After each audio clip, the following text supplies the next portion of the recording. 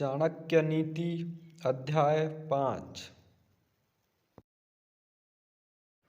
ब्राह्मणों को अग्नि की पूजा करनी चाहिए, दूसरे लोगों को ब्राह्मण की पूजा करनी चाहिए, पत्नी को पति की पूजा करनी चाहिए तथा दोपहर के भोजन के लिए जो अतिथि आए उसकी सभी को पूजा करनी चाहिए।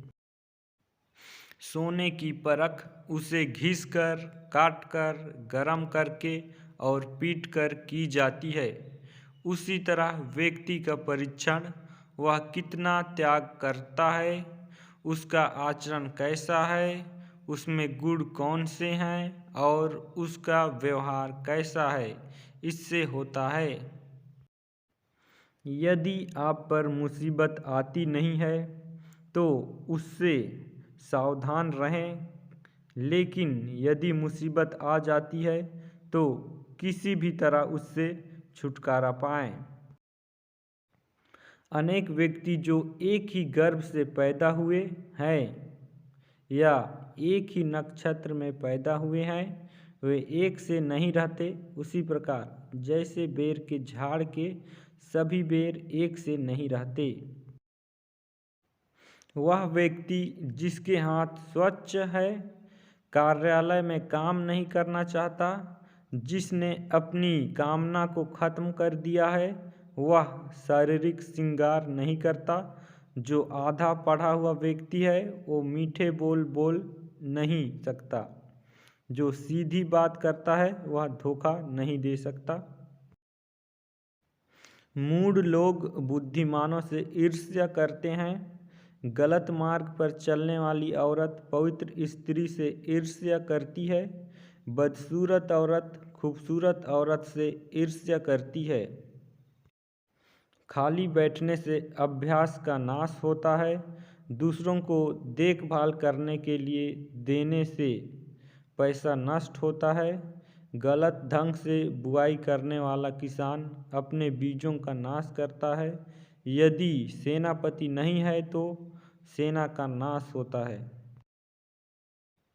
अर्जित विद्या अभ्यास से सुरक्षित रहती है। घर की इज्जत अच्छे व्यवहार से सुरक्षित रहती है। अच्छे गुणों से इज्जतदार आदमी को मान मिलता है। किसी भी व्यक्ति का गुस्सा उसकी आंख में दिखता है। धर्म की रक्षा पैसे से होती है। ज्ञान की रक्षा जमकर आजमाने से होती है। राजा से रक्षा उसकी बात मानने से होती है। घर की रक्षा एक दक्ष गृहिणी से होती है। जो वैदिक ज्ञान की निंदा करते हैं, शास्त्र सम्मत जीवन शैली की मजाक उड़ाते हैं, शांतिपूर्ण स्वभाव के लोगों की मजाक उड़ाते हैं, बिना किसी आवश्यकता के दुख को प्राप्त होते हैं। दान गरीबी को खत्म करता है।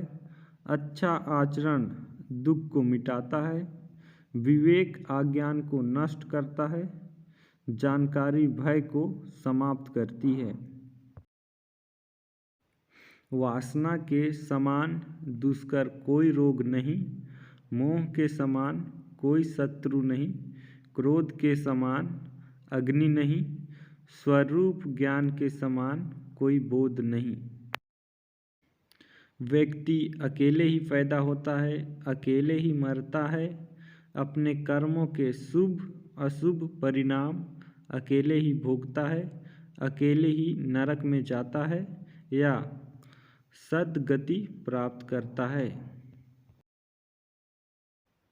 जिसने अपने स्वरूप को जान लिया उसके लिए स्वर्ग तो तिनके के समान है।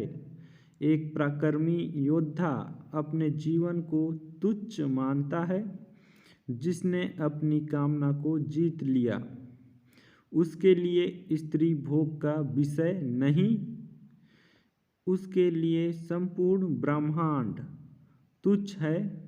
जिसके मन में कोई आसक्ति नहीं। जब आप सफ़र पर जाते हो तो विद्यार्जन ही आपका मित्र है। घर में पत्नी मित्र है। बीमार होने पर दवा मित्र है। अर्जित पुण्य मृत्यु के बाद एकमात्र मित्र है। वर्षा के जल के समान कोई जल नहीं, खुद की शक्ति के समान कोई शक्ति नहीं, नेत्र ज्योति के समान कोई प्रकाश नहीं, अन्न से बढ़कर कोई संपत्ति नहीं। निर्धन को धन की कामना, पशु को वाणी की कामना, लोगों को स्वर्ग की कामना, देव लोगों को मुक्ति की कामना।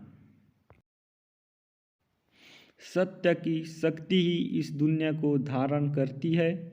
सत्य की शक्ति से ही सूर्य प्रकाशमान है, हवाएं चलती है। सही में सब कुछ सत्य पर आश्रित है।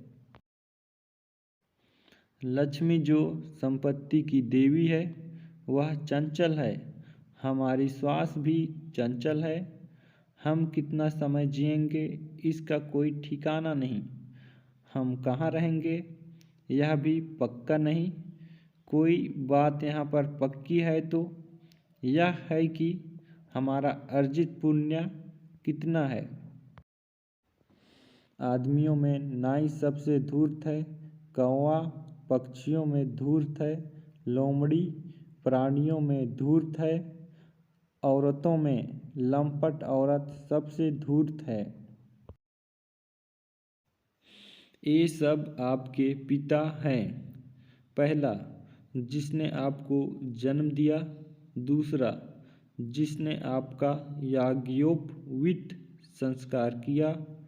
तीसरा, जिसने आपको पढ़ाया। चौथा, जिसने आपको भोजन दिया। पांचवा, जिसने आपको भयपूर्ण परिस्थितियों में बचाया। इन सब बातों को अपनी माता समझें। पहला, राजा की पत्नी। दूसरा, गुरु की पत्नी। तीसरा, मित्र की पत्नी। चौथा, पत्नी की माँ। पांचवा, आपकी माँ।